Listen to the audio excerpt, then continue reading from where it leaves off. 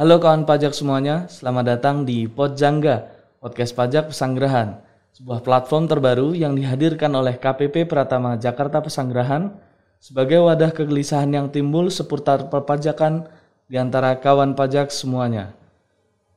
Perkenalkan, saya Haris Wildan Abdul Hakim selaku host pada pagi hari ini, kemudian telah hadir di studio Podjangga yaitu narasumber kita yang sangat luar biasa. Ada Kak Adika dan Kak Joko. Selamat pagi. Selamat pagi Kak Haris. Baik, sehat semuanya ya? Alhamdulillah. Alhamdulillah. Baik. Pada kesempatan kali ini, seperti yang kita ketahui bahwa beberapa waktu ke belakang telah dilaksanakan program pengungkapan sukarela yang telah berakhir di tanggal 30 Juni 2022. Program pengungkapan sukarela atau yang biasa disebut PPS yang berlaku selama 6 bulan kalender tersebut diikuti oleh 247.918 wajib pajak dengan jumlah total PPh final yang disetor adalah 61,01 triliun. Adapun skema pada PPS kali ini ada 3, yaitu skema tarif investasi, kemudian repatriasi aset dari luar negeri, kemudian deklarasi harta dalam negeri. Nah, setelah periode PPS ini berakhir, maka muncullah pertanyaan terkait hak dan kewajiban apa saja yang harus dipenuhi oleh peserta PPS. Nah, sebelum kita mulai, mungkin kita sapa dulu nih Kak Adika. Kira-kira PPS ini bermanfaat ya bagi masyarakat? Kira-kira Kalau dibandingkan kita nggak ikut PPS, sedangkan ada harta yang belum kita ungkapkan, itu jelas lebih bermanfaat ya, karena kita bisa terhindar dari sanksi Undang-Undang Tax Amnesty. Nanti kita jelaskan lebih lanjut. Ya. Jadi bagi teman-teman mungkin yang mengikuti berita perpajakan sering menyebut peraturan perpajakan Tax Amnesty dan program pengungkapan sukarela itu sama, namun tidak sama ya. Nah, ini juga nanti berefek pada kegiatan-kegiatan mengenai hak dan kewajiban yang harus dilaksanakan oleh peserta PPS ya. Iya. Setelah 30 Juni 2022 kemarin. Mungkin boleh dijelaskan sedikit Kak Adika? Oke. Jadi kalau kita bahas kewajiban atau hak dan kewajiban peserta PPS, itu bisa kita kelompokkan menjadi 3. Jadi kelompok pertama itu adalah hak dan kewajiban yang berlaku umum untuk seluruh peserta program pengungkapan sukarela.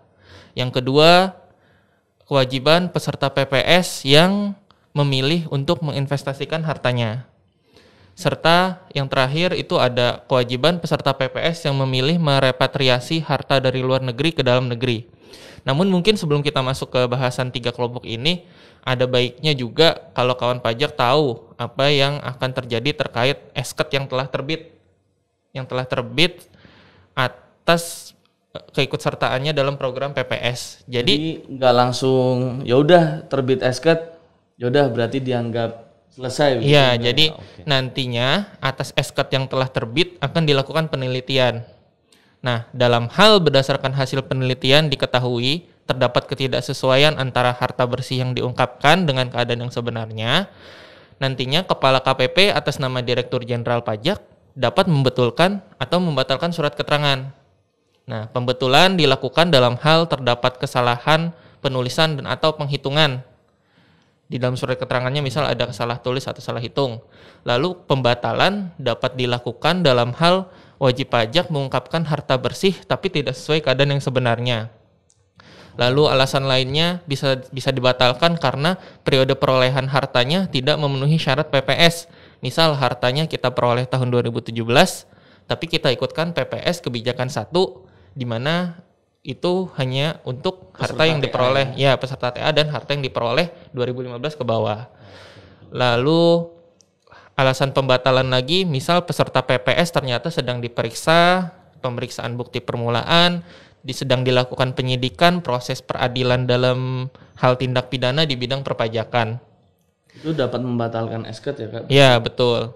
Lalu yang berikutnya yang dapat membatalkan esket itu peserta PPS tidak mencabut permohonan restitusi atau pengembalian kelebihan pembayaran pajak dan upaya hukum yang sedang diajukan. Padahal itu diatur harus dicabut. Seperti itu. Ataupun mungkin tidak memenuhi persyaratan lainnya yang sudah diatur terkait program pengungkapan sukarela. Pokoknya selama persyaratan-persyaratan tadi tidak dipenuhi, ternyata sudah terbit SK-nya dapat dibatalkan. Lalu selain pembatalan, dalam hal berdasarkan hasil penelitian, terdapat kekurangan atau kelebihan pembayaran PPh yang bersifat final terkait PPS yang tercantum dalam surat keterangan, itu dapat diterbitkan surat klarifikasi kepada wajib pajak.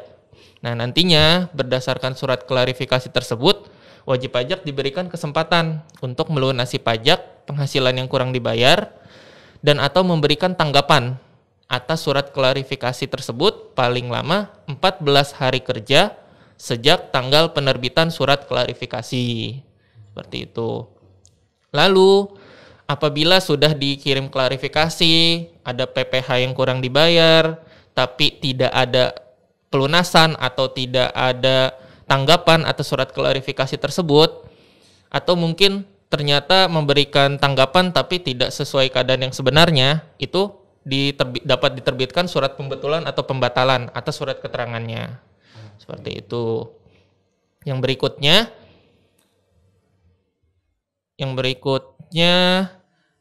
surat pembetulan atau pembatalan atas surat keterangan nantinya memuat penyesuaian nilai harta dan atau utang. Jadi terkait klarifikasi tadi mungkin keputusannya pembetulan, ya nanti disesuaikan nilai harta atau utang sesuai yang seharusnya. Dan yang terakhir, apabila ternyata dari klarifikasi ditemukan ternyata ada kelebihan pembayaran PPh final PPS, jadi ikut PPS tapi bayarnya kelebihan, itu atas kelebihannya dapat dimintakan pengembalian kelebihan pembayaran pajak sesuai PMK 187 ya. Jadi pakai skemanya permohonan pengembalian pembayaran pajak yang seharusnya tidak terutang ataupun dapat dipindah bukukan ke jenis pajak lainnya sesuai ketentuan peraturan perundang-undangan di bidang perpajakan. Seperti itu, Kak Haris.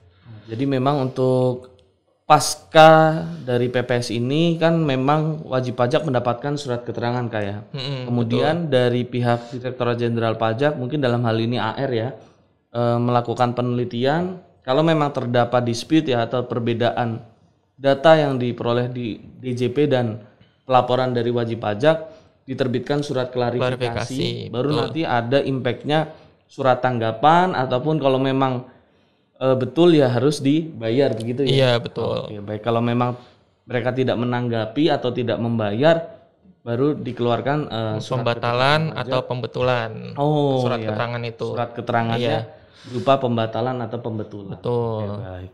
Nah kemudian apabila lebih bayar nanti kelebihan pembayaran dapat kawan pajak ajukan melalui mekanisme pengembalian pajak yang seharusnya tidak terutang maupun pemindah bukuan. Ya. Nah, baik. Jadi kalau memang hal tersebut telah dilakukan ya, sepertinya sudah jelas ya mekanisme untuk kegiatan penelitian surat keterangan. Istilahnya kalau surat keterangannya itu nanti sudah dianggap benar atau belum. Itu nanti akan muncul surat pembetulan atau pembatalan dari DJP. Nah sekilas tadi kita bahas kewajiban peserta PPS kawan pajak semua ya. Ada 3 kelompok besar nih. Nah untuk kelompok pertama adalah hak dan kewajiban yang berlaku umum untuk seluruh PPS. Nah mungkin boleh dijelaskan oleh Kak Adika dulu ini ya. Oke. Jadi terkait pelaksanaan hak dan kewajiban setelah PPS ini, khususnya yang berlaku umum untuk seluruh peserta PPS, yang pertama, atas permohonan restitusi atau pengembalian kelebihan pembayaran pajak dan upaya hukum, misal keberatan, banding, permohonan pengurangan sanksi, pembetulan, dan sebagainya, yang telah dicabut oleh wajib pajak karena ingin ikut PPS, lalu sudah diterbitkan SK, dinyatakan ikut PPS, itu tidak dapat diajukan kembali oleh wajib pajak. Jadi atas upaya hukum dan restitusi yang sudah dicabut, tidak dapat diajukan lagi. Begitupun atas produk hukum yang terbit untuk kewajiban tahun pajak tahun 2016 sampai dengan 2020 sama.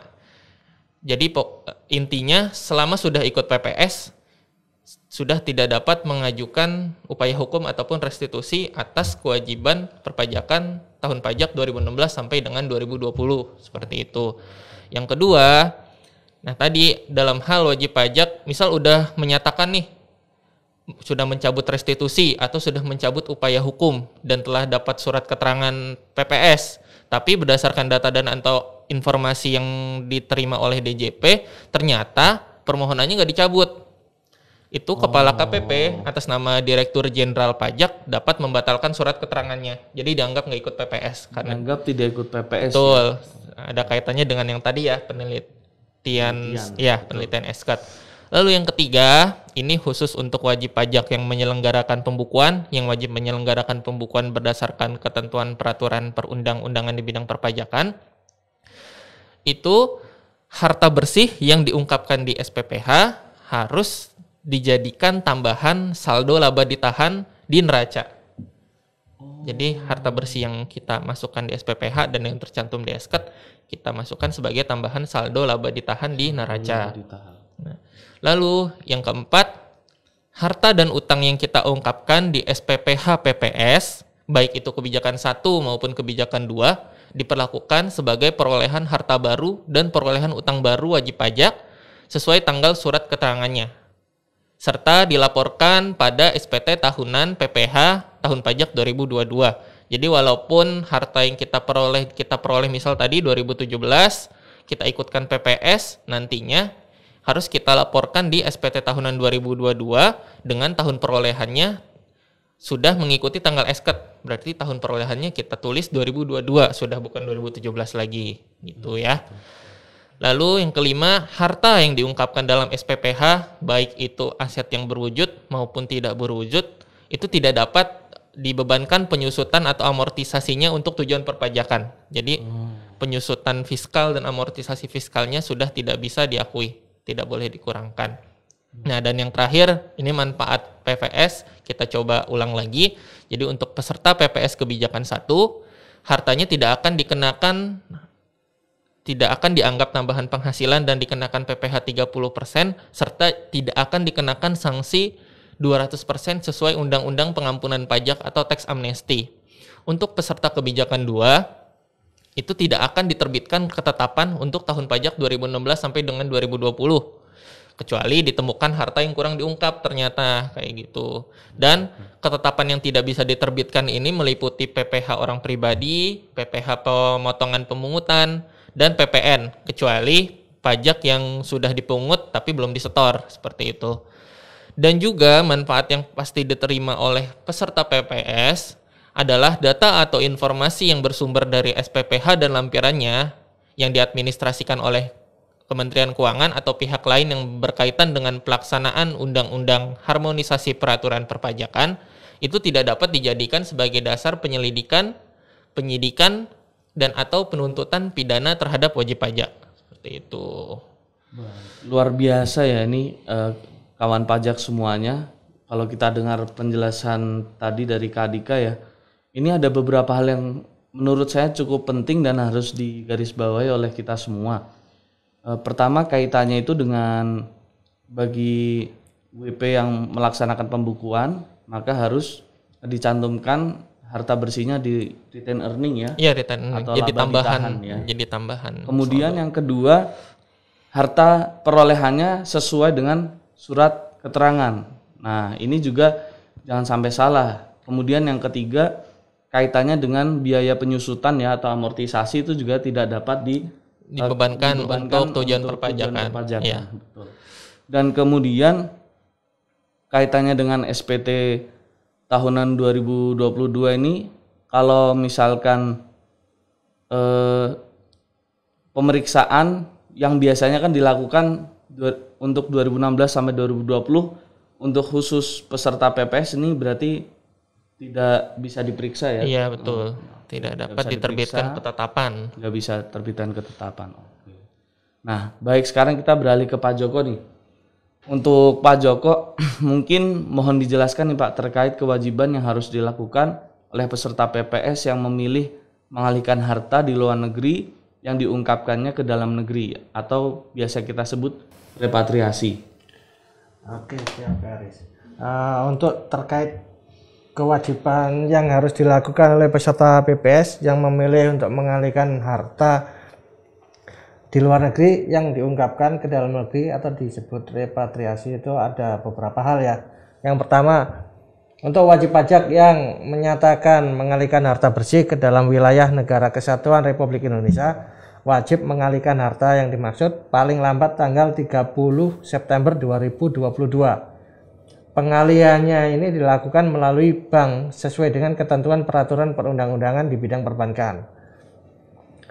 Yang kedua, untuk harta yang direpatriasi tidak dapat dialihkan ke luar wilayah Negara Kesatuan Republik Indonesia paling singkat selama 5 tahun terhitung sejak diterbitkannya surat keterangan.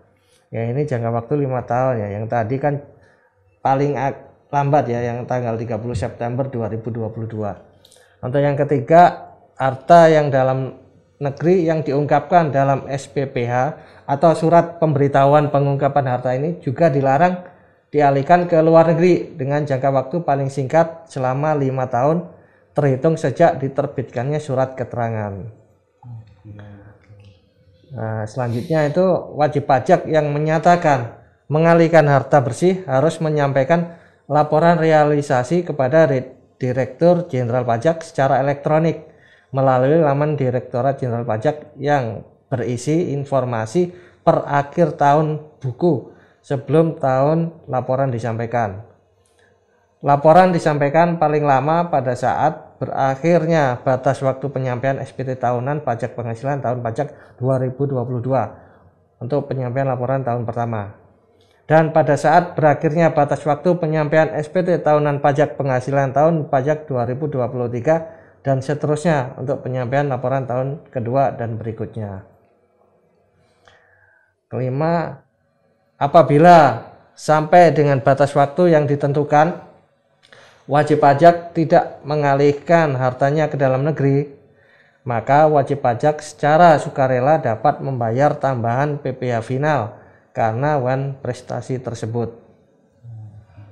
Apabila setelah ditegur, wajib pajak tidak melakukan pembayaran tambahan PPh final secara sukarela, DJP dapat menerbitkan SKPKB atas tambahan PPh final tersebut.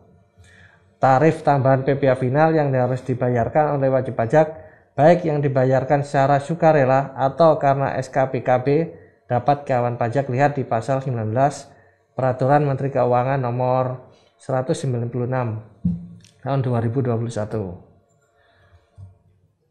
Nah, untuk penjelasan Pak Joko tadi kita coba runut sedikit-sedikit apa ya. Jadi setelah lapor PPS, maka para peserta PPS ini harus mengalihkan hartanya ya Pak ya. Ya, yang memilih repatriasi ya. Yang memilih repatriasi ke dalam negeri nih. Ya. Nah, kemudian ada jangka waktunya 30 September 2022. Sedikit lagi ya berarti ya. Nah, ini udah tanggal kita rekaman nih tanggal 7 nih teman-teman ya. Berarti udah sebentar lagi ya. Bentar lagi. Jadi bagi kawan-kawan PPS juga Yang jangan menunggu terlalu lama ya karena batasnya ini akhir bulan ini. Ya. Kemudian setelah dilakukan repatriasi ya ke dalam, nah ini kan juga harus di hold ya. Betul. Ada holding periodnya selama minimal 5 tahun. 5 tahun. Nah ini juga harus ditaati teman-teman, dihitung-hitung nih. Jangan sampai tidak dilakukan ya, karena kalau ada sebagian yang tidak dilakukan atau seluruhnya, nanti ada PPh final ya yang harus dibayarkan secara sukarela. Sukarela ataupun kalau memang sukarela nanti bisa terbit. Ya, diterbitkan Dari DJP. SKPKB nih dari DJP. Jadi Iya. kawan pajak juga harus jelas nih. Dan kemudian wajib pajak kan harus membayar tambahan PPh final ya. Nah, setelah itu untuk kewajiban pelaporan realisasi ini berarti dilakukan nggak ada toleransi lagi Kak ya. Maksimal 30 September kalau untuk laporan realisasi. Laporan realisasi itu bersamaan dengan SPT tahunan. Oh, bersamaan dengan SPT tahunan. Sama kayak laporan teks amnesti. Seperti itu. Nah, kita masuk ke kelompok yang terakhir yaitu kelompok yang menjalankan kewajiban dengan menginvestasikan hartanya. Nah, boleh Pak Joko untuk dijelaskan ya? Ya, untuk terkait kewajiban yang harus dilakukan oleh peserta PPS yang memilih untuk menginvestasikan hartanya, ada beberapa poin ya. Yang pertama itu untuk wajib pajak yang menyatakan menginvestasikan harta bersih, baik itu investasi pada kegiatan usaha sektor pengolahan sumber daya alam atau sektor energi terbarukan di dalam wilayah negara Kesatuan Republik Indonesia maupun surat berharga negara. Wajib menginvestasikan harta bersih dimaksud paling lambat tanggal 30 September 2023 dan wajib dilakukan paling singkat 5 tahun sejak diinvestasikan. Yang kedua, apabila investasi dilakukan bertahap, perhitungan jangka waktu investasi paling singkat 5 tahun. Dihitung sejak nominal dana yang tercantum dalam surat keterangan telah diinvestasikan seluruhnya paling lambat tanggal 30 September 2023. Yang ketiga, dalam hal sampai dengan tanggal 30 September 2023, wajib pajak tidak menginvestasikan harta bersih sesuai dengan nominal dana yang tercantum dalam surat keterangan. Perhitungan jangka waktu investasi paling singkat 5 tahun untuk bagian harta bersih yang diinvestasikan dihitung sejak tanggal 30 September 2023. Nah, investasi itu dapat dipindahkan ke bentuk lain setelah minimal 2 tahun. Jangka waktu minimal 2 tahun dapat dibentuk ke bentuk lain ya. Dengan perpindahan antar investasi maksimal 2 kali dengan maksimal 1 kali perpindahan dalam 1 tahun kalender. Jeda maksimal untuk perpindahan investasi adalah 2 tahun dan jeda waktu perpindahan antar investasi tersebut menangguhkan holding period 5 tahun. Poin juga nih ya. Yang kelima, investasi harta bersih dalam kegiatan usaha sektor pengolahan sumber daya alam atau sektor energi terbarukan di dalam wilayah negara Kesatuan Republik Indonesia dilakukan dalam bentuk pendirian usaha baru ataupun penyertaan modal pada perusahaan yang melakukan penawaran umum perdana dan atau pemesanan efek terlebih dahulu dan telah ditetapkan melalui keputusan Menteri Keuangan nomor KMK 52 tahun 2022. Berarti kalau yang mau investasi di tadi sektor SDA ya, sumber daya alam sama tadi apa? Energi terbarukan itu ya. bisa dilihat di KMK 52 ya. KMK 52 tahun 2022 ya. Itu kawan pajak bisa lihat di situ nanti daftar. Ada 20 lembaga kira-kira ya kayak. Iya, pokoknya banyak deh. Banyak saya ya. lihat iya. Ya. Untuk investasi pada surat berharga negara itu dilaksanakan melalui transaksi pembelian surat berharga negara di pasar perdana dan dilaksanakan dengan cara private placement melalui dealer utama. Ada beberapa daftar dealer utama, ada 19 kurang lebih ya. Oke. Itu masuk bank-bank besar ya ini ya. Indonesia. Iya. Semuanya kebanyakan bisa Hampir ya, hampir semuanya. Bank-bank besar ya. Ya, yang selanjutnya itu apabila harta yang diungkapkan dalam SPPH nilainya dalam mata uang asing, pembelian surat berharga negara dapat dilakukan dalam mata uang rupiah dan atau valuta asing dalam bentuk dolar Amerika Serikat. Sedangkan apabila hartanya dalam mata uang rupiah, maka pembelian SPN hanya dapat dilakukan dalam mata uang rupiah. Terus wajib pajak yang menginvestasikan harta bersih harus menyampaikan laporan realisasi kepada Direktur Jenderal Pajak secara elektronik melalui laman Direktorat Jenderal Pajak yang berisi informasi per akhir tahun buku sebelum tahun laporan disampaikan. Laporan disampaikan paling lama pada saat berakhirnya batas waktu penyampaian SPT tahunan pajak penghasilan tahun pajak 2022 untuk penyampaian laporan tahun pertama. Dan pada saat berakhirnya batas waktu penyampaian SPT tahunan pajak penghasilan tahun pajak 2023 dan seterusnya untuk penyampaian laporan tahun kedua dan berikutnya sampai dengan berakhirnya batas waktu investasi.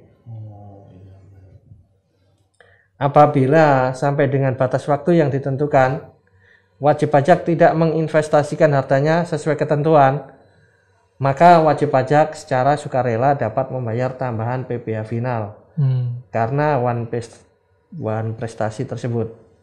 Apabila setelah ditegur, wajib pajak tidak melakukan pembayaran tambahan PPh final secara sukarela, DJP dapat menerbitkan SKPKB atas tambahan PPh final tersebut. Tarif tambahan PPh final yang harus dibayarkan oleh wajib pajak, baik yang dibayarkan secara sukarela atau karena SKPKB, dapat kawan pajak lihat di pasal 19 Peraturan Menteri Keuangan PMK 196 tahun 2021. Baik Pak Joko, ini kaitannya dengan investasi sebenarnya mungkin nggak jauh beda dengan repatriasi ya. Iya. Ada holding periodnya, kemudian ada laporan realisasinya. Cuman memang tadi batas waktunya nih. Beda ya. Beda setahun nih. Beda setahun. 30 September 2022 dan 2023. Betul. Nah, sama-sama juga terdapat konsekuensi PPh final secara sukarela maupun penerbitan SKPKB. Kalau ada prestasi ya, Nah, betul. jadi untuk investasi sendiri, Apalagi tadi ya ada kalau bisa dipindahkan investasinya, namun kalau pindah ternyata menangguhkan holding period 5 tahun. Holding period 5 tahun, ya betul. Nah ini juga jadi perhatian nih. sebenarnya motivasinya apa, saya kurang tahu nih. Kenapa ada orang yang mau mindah-mindahin ini, saya juga kurang tahu. Tapi ya nanti mungkin kawan pajak yang investor mungkin paham ya. Siapa tahu harga mempengaruhi ya, harga investasi. Nah mungkin sama halnya dengan repatriasi juga harus menyampaikan laporan realisasi selama jangka waktu investasinya sampai dengan berakhir. Nah, akan dikenakan tambahan PPh final juga apabila one prestasi seperti yang kita sudah dengar ya dari Pak Joko tadi. Nah, baik, rasanya luar biasa ya nih kawan pajak sudah mendengarkan 3 materi berat kalau menurut saya nih, karena ini banyak hal-hal detail yang mempengaruhi pembayaran nih. Ada meleset sedikit PPh final sukarela. Nah, betul. Tapi sebenarnya kawan pajak nggak perlu takut ya kalau nanti teman-teman kita ini di teman-teman helpdesk ya, terutama atau teman-teman penyuluh terbuka juga untuk kawan pajak semua kalau mau konsultasi ya kayak. Jadi kita bisa dihubungi di @pajakpsg, DM Instagram kita atau di link bio Instagram kita. Kemudian di layanan WA chat kita di 0897 3210 066 ya. Nah kemudian yang paling terakhir nih Kak, semoga teman-teman bisa ngikutin media sosial kita ya. Betul. Ada di Siniar di podcast Spotify, Pajak kemudian di Instagram PSG. tadi, kemudian Di YouTube. Di YouTube juga. YouTube KPP Pratama Jakarta Ya, kita Pesanggerahan. sudah ada berapa episode nih Kak? Sudah lumayan banyak ya. Sudah lumayan. Dari mulai NPWP, kemudian sudah masuk ke materi-materi yang kekinian ya, betul. Nah, baik, mungkin pagi hari ini cukup nih Kak. Terima kasih banyak Kak Dika dan Kak Joko. Semoga sehat selalu dan kita bisa mengedukasi lagi ke wajib pajak, sama-sama belajar ya. Betul. Nah, sampai jumpa di episode selanjutnya. Assalamualaikum warahmatullahi wabarakatuh. Jaga protokol kesehatan dan senyum selalu.